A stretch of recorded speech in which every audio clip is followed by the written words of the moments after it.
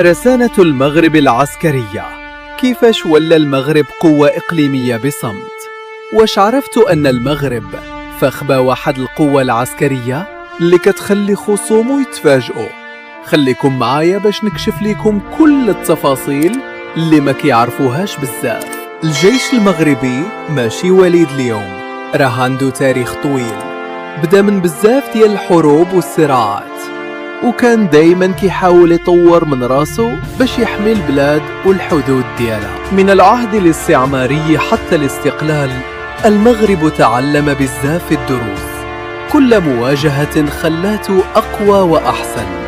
فالتخطيط والتكتيك المثير أن المغرب ما كيحبش يبين القوة ديالو بزاف، كيدير الأمور فصمت، ولكن فالخلفية كل خطوة محسوبة باش يضمن الأمن والاستقرار في البلاد. فالعقود الأخيرة المغرب بدأ يستثمر بشكل كبير في التكنولوجيا العسكرية.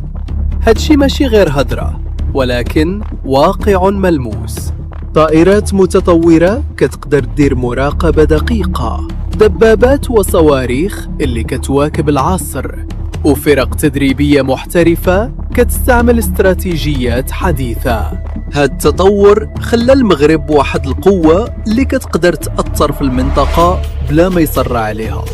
المغرب كيخدم بطريقة ذكية، السرية، التخطيط والكفاءة، وما نساوش التدريب ديال الأفراد.